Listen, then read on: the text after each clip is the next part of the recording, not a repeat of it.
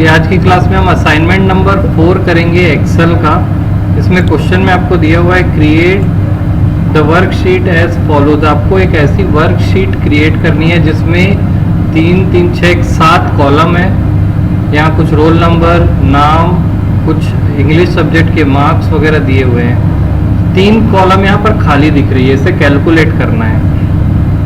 पहला काम है फाइंड टोटल ऑफ 2 सब्जेक्ट्स।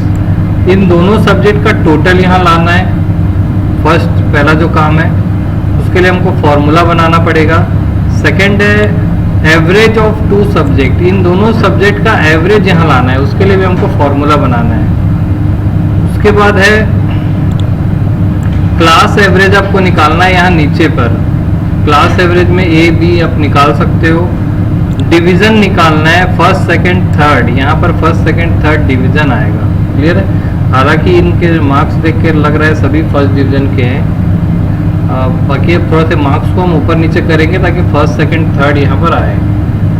साथ ही साथ हमको फर्स्ट सेकंड थर्ड डिवीजन में कंडीशनल फॉर्मेटिंग अप्लाई करनी है। देखो कंडीशनल फॉर्मेटिंग अप्लाई करनी है। फर्स्ट डिवीजन दिखना चाहिए बोल्ड, सेकंड डिवीजन दिखना चाहिए इटैलिक और थर्ड डिवीजन दिखना चाहिए अंडरलाइन। ये हमारा 5वां काम है। मैक्सिमम मार्क्स हमको 100 मान के चलने हैं। क्लियर है? ये 5 काम है। पहले हम डेटा तैयार करते हैं। तो डेटा हम तैयार कर लेते हैं। मैं एक्सेल में टाइप करके यहाँ पर आपके पास एक डेटा तैयार कर देता हूँ। मैंने फट से कॉपी पेस्ट कर लिया ताकि डेटा टाइप करने में टाइम वेस्ट ना करना पड़े। क्लियर है? तो ये हमारा डेटा है, इसको आप टाइप कर सकते हो। हेडिंग्स को हम सेंटर कर लेते हैं, बोल्ड करके फॉन्ट थोड़ा बड़ा कर देते हैं। साथ ही साथ ये कॉलम की विड्थ भी हम बढ़ा सकते हैं, जैसे मैंने इसको 10 कर दिया। और थोड़ा बढ़ाना है तो आप इसको 15 भी कर सकते हो। कॉलम की विड्थ बढ़ गई। साथ ही साथ आपको फॉन्ट बढ़ाना है, फॉन्ट बढ़ा लीजिए। तो ये हमारा डेटा शीट जो है तैयार हो गया है। अब डेटा शीट आप देखेंगे तो यहाँ पर कुछ ऊपर में हेडिंग्स दिख रही है, इनको हम यहाँ पर ऐसा ऐड कर सकते हो। आप इसको सेलेक्ट करिए और ये बैकग्राउंड कलर सेट करना है। तो यहाँ पर आप ऐसा बैकग्राउंड कलर सेट कर दीजिए। लगभग वैसा ही दिख रहा है। हमारा डेटा शीट तैयार हो गया है। इसको आपको सेंटर करना है, आप सेंटर कर लीजिए। तो ये हमारा डेटा सेट तैयार है। और अब हम ये कैलकुलेट करने के लिए फॉर्मूला बनाएंगे। पहला जो हमारा काम है देखिए दिया हुआ है find total of 2 subjects. 2 subject के टोटल यहाँ पे निकालने हैं। फॉर्मूला क्या होगा? इक्वल टू 95 ना लिख करके उस पर क्लिक करेंगे प्लस 99। क्लियर है? एंटर करते ही हमको दोनों सब्जेक्ट का टोटल आ जाएगा और हम इसको सेंटर अलाइनमेंट कर लेते हैं। ठीक है? 194 को जब ड्रैग करेंगे तो सभी का टोटल आ गया। साथ ही साथ इसका एवरेज निकालना है हमको। इन 2 सब्जेक्ट का एवरेज निकालना है। सेकंड काम जो है find average of 2 subject. Her student के 2 सब्जेक्ट का एवरेज निकालना है। क्लियर है? एवरेज कैसे निकालेंगे? यहाँ पर हमको इक्वल टू लिखना है और फंक्शन का यूज करेंगे। एवरेज नाम का एक फंक्शन होता है या फॉर्मूला भी होता है। अब दोनों तरीके से मैं आपको निकाल के दिखाता हूँ। पहले तो आप एवरेज कैसे निकालते हैं? दोनों सब्जेक्ट के मार्क्स को प्लस करते हैं, डिवाइड बाई 2। तो दोनों का प्लस ये है, ये डिवाइड बाई 2। इनका एवरेज निकल गया। क्लियर है? तो एवरेज निकालने का फॉर्मूला आपको दिख रहा है, total marks divide by 2। Clear है? अब हमको डिवीजन निकालना है। डिवीजन निकालने के लिए फिर से इफ लगाना पड़ेगा। क्लियर है? इसका जो कोड है थोड़ा लंबा बनेगा, इसको ध्यान से देखना है। हमारे पास कुछ ऑप्शन दिए हुए हैं यहाँ पर।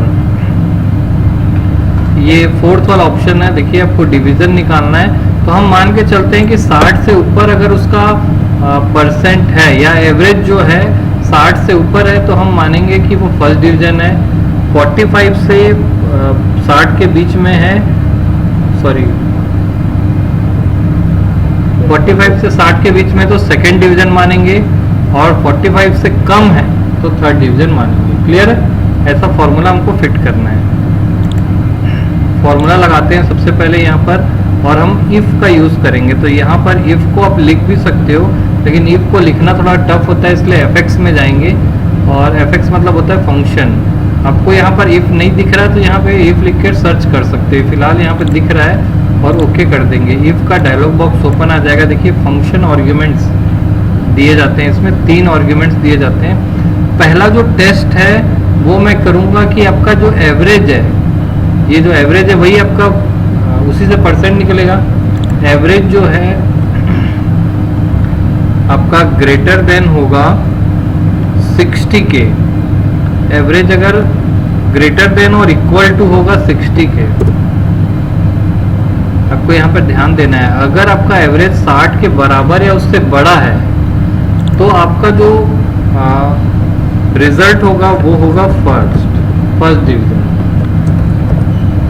अदरवाइज यहाँ पर मैं लिखता हूँ डैश डैश डैश, जानबूझ के मैंने ऐसा लिख दिया क्योंकि फॉर्मूला मुझे आगे बढ़ाना है। क्लियर है? तो अब देखिए ये फॉर्मूला का स्ट्रक्चर तैयार हो गया है और इस इफ वाले स्ट्रक्चर को मैं कॉपी करूंगा। यहाँ पर ये पूरे को कॉपी करके हम यहाँ पर फॉर्मूला तैयार करते हैं। नेस्टेड इफ का फॉर्मूला होगा ये हमारा फॉर्मूला है कि अगर 60 से बड़ा होता है तो डिवीजन होगा फर्स्ट। इसको मैं फिर फॉन्ट साइज बड़ी कर दे रहा हूं ताकि आपको और क्लियर दिखाई दे। ये देखिए, अगर इस लाइन का मतलब है अगर हमारा जो परसेंट है वो 60 से बड़ा या बराबर होता है तो फर्स्ट डिवीजन होगा। अगर बड़ा नहीं होता है तो फिर से चेक करेगा वो। फिर से चेक करने के लिए पूरा इफ को उठाएंगे, इक्वल टू को छोड़ देना है और पूरे इफ को यहाँ पर रखेंगे। यानी एक बड़े इफ के अंदर दूसरा if, nested if, inner if और आउटर इफ, ये वाला कंसेप्ट समझ में आया? बड़े डिब्बे के अंदर छोटा डिब्बा, एक डिब्बे के अंदर दूसरा डिब्बा। तो इसको हम यहाँ पर कॉपी किया और यहाँ पर पेस्ट कर देते हैं। तो आप यहाँ पर देख पा रहे हो कि एक इफ के अंदर ये कंप्लीट इफ है, इसके अंदर ये वाला जो हिस्सा था थर्ड वाला उसके अंदर दूसरा इफ है कंप्लीट इफ, और ये दूसरी चेकिंग चल रही है। यानी कि अगर वो फर्स्ट डिवीजन नहीं है तो दोबारा चेकिंग होगी। दोबारा चेकिंग क्या होगी? इफ F2 ग्रेटर देन और इक्वल टू 45, 45 से बड़ा है, 60 से छोटा होगा तभी इधर आएगा, है ना। पहला क्या होगा, पहले चेक करेंगे 60 से बड़ा है तो आउटपुट आ गया। 60 से बड़ा नहीं है तो दोबारा चेक करेंगे 45 से बड़ा है क्या, 45 से बड़ा है, या सॉरी एंड लगाएंगे यहाँ पर F2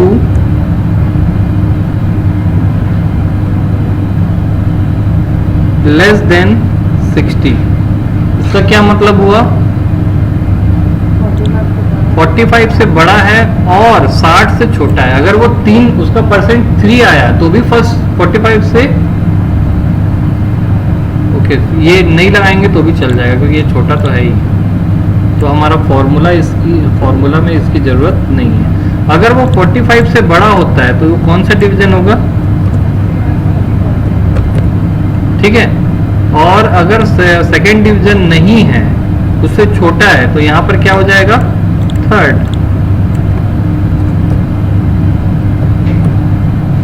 ऐसे।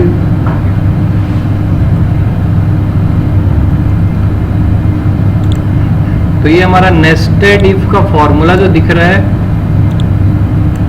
तैयार हो गया। इसको हम थोड़ा सा स्ट्रक्चर्ड फॉर्म में ऐसे भी दिखा सकते हैं।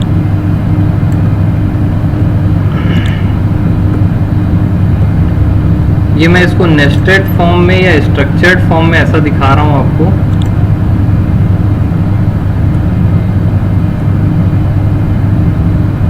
यानी कि इसके बाद इफ और एल्स में 2 हिस्से रहते हैं। इफ के बाद एक कंडीशन होती है और एक हिस्सा दूसरा हिस्सा, लेकिन जो दूसरा हिस्सा है वो कंप्लीट अपने आप में दूसरा इफ है। तो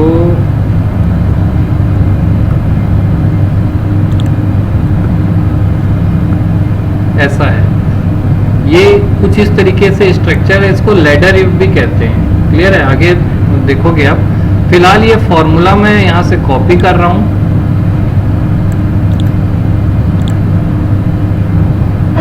और इस फॉर्मूला को हम यहाँ पर रिप्लेस कर देंगे इससे। रिप्लेस करते ही फर्स्ट डिवीजन आया और आपको पता है कि ये तीनों के तीनों फर्स्ट डिवीजन ही है, ये तीनों के तीनों क्या है, फर्स्ट डिवीजन है। तो जब मैं इसको आगे बढ़ाऊंगा तो फर्स्ट डिवीजन ही आएगा। तो इसको चेक करने के लिए कि तीनों के तीनों फर्स्ट डिवीजन है, फॉर्मूला सही काम कर रहा है कि नहीं, हम इनके मार्क्स में थोड़ा सा चेंजेस ला देते हैं। मार्क्स में हम थोड़ा चेंजेस यहाँ पर ये कर देते हैं कि कुछ के मार्क्स कम कर देते हैं। जैसे मैं इनका मार्क्स 33 कर दिया और इसका 34 कर दिया। तो आप यहाँ पर देख रहे होंगे कि ये अपने आप थर्ड डिवीजन हो गया।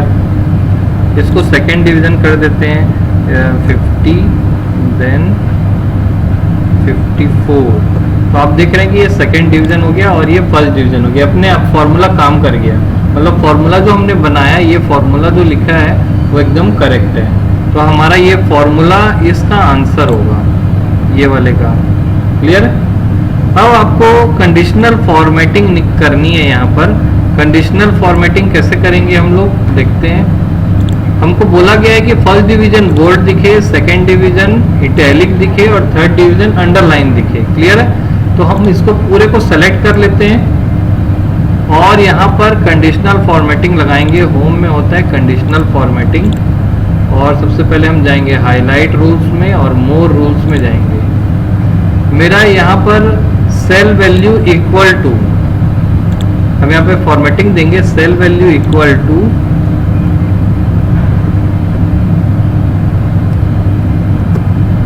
First division. आपको यहाँ पर ये ध्यान देना है कि जो स्पेलिंग आप यहाँ पे लिखे हो, जैसा लिखे हो capital small as it is वैसा ही लिखना है। स्पेलिंग गलत करोगे तो काम नहीं चलेगा, मैच नहीं होगा वो। क्लियर है? तो जैसा यहाँ पे थर्ड बस लिखा है वैसे हम थर्ड ही लिखेंगे। क्लियर है? तो अगर सेल की वैल्यू है फर्स्ट डिवीजन तो उसका फॉर्मेट हमको क्या रखना है, बोल्ड। तो फॉर्मेट में जाएंगे और यहाँ पर इसको बोल्ड को सिलेक्ट कर लेंगे। ओके, और जैसे ही मैं ओके करूंगा तो देखिए जब भी फर्स्ट डिवीजन आएगा तो अपने आप बोल्ड दिख रहा है। अगर मैं इसको फर्स्ट वाले को फर्स्ट डिवीजन कर देता हूँ, मान लीजिए मैं 66 और इसको 66 कर देता हूँ, तो अपने आप वो फर्स्ट डिवीजन होगा और बोल्ड हो जाएगा। क्लियर है? चलिए अब दूसरा कंडीशनल फॉर्मेटिंग लगाते हैं इटैलिक के लिए। फिर मैं तीनों को सेलेक्ट कर रहा हूँ, फिर होम में जाएंगे कंडीशनल फॉर्मेटिंग, हाईलाइट रूल्स, मोर रूल्स। सेकेंड रूल इसमें अप्लाई करते हैं सेल वैल्यू इक्वल टू, फिर आपको देखिए सेकेंड डिवीजन जैसा लिखा है एज इट इज वैसा ही लिखना, कैपिटल स्मॉल भी सेम कर दो, सेकंड डिवीजन। ठीक है? अगर सेकेंड डिवीजन इसकी वैल्यू हो जाती है तो उसका फॉर्मेट क्या होगा, इटैलिक। ओके किए, ओके किए, वो अपने आप देखो थोड़ा सा इटैलिक हो गया है। अगर मैं इसको सेकेंड डिवीजन कर देता हूँ तो वो अपने आप सेकेंड आ जाएगा और इटैलिक हो जाएगा, ऑटोमेटिक चेंज करता है। थर्ड डिवीजन के लिए तीसरा कंडीशनल फॉर्मेटिंग लगाते हैं। फिर मैंने इसको सेलेक्ट किया, होम पे गए, कंडीशनल फॉर्मेटिंग, हाईलाइट रूल्स और मोर रूल्स में चले जाएंगे। क्लियर है? यहां पर आपको फिर देना है cell value equal to third, जैसा लिखा है वैसे ही लिखो, नॉट इक्वल टू आ गया, यहाँ पर हम लिखेंगे इक्वल टू थर्ड। ठीक है? और ओके करने पर ये फॉर्मेटिंग हमको देनी है अंडरलाइन। अंडरलाइन आप यहां पर दे दो सिंगल, यहां पर अंडरलाइन दिख रहा है सिंगल। ओके, जो थर्ड डिवीजन होगा अपने आप वो अंडरलाइन सिंगल हो जाएगा। तो इस तरीके से हमने कंडीशनल फॉर्मेटिंग भी दे दी। साथ ही साथ हमको तो क्लास एवरेज अगर हमें निकालना है तो ये 3% का एवरेज है, तो टोटल क्लास का एवरेज क्या होगा, इन तीनों को सम करेंगे और डिवाइड बाई। ठीक है? तो यहाँ फॉर्मूला लगा लो आप, इक्वल टू ये प्लस ये प्लस ये। क्लियर है? और डिवाइड बाई 3। तो ये क्लास एवरेज निकल गया। और क्लास एवरेज का फॉन्ट साइज मैं बड़ा कर देता हूँ तो आपको पता चलेगा कि क्लास का जो एवरेज है वो है 10। यहाँ पर आपको डिवाइड करने के पहले ब्रैकेट लगाना होगा।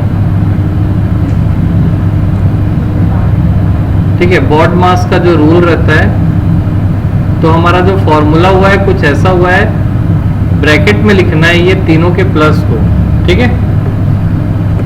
तो क्लास का जो एवरेज निकला है वो है 51%। तो इस तरीके से हमने असाइनमेंट नंबर 4 को किया। सभी फॉर्मूले आपके सामने दिख रहे हैं, क्लास एवरेज के फॉर्मूले और ये सारे फॉर्मूले दिखेंगे। Assignment number 4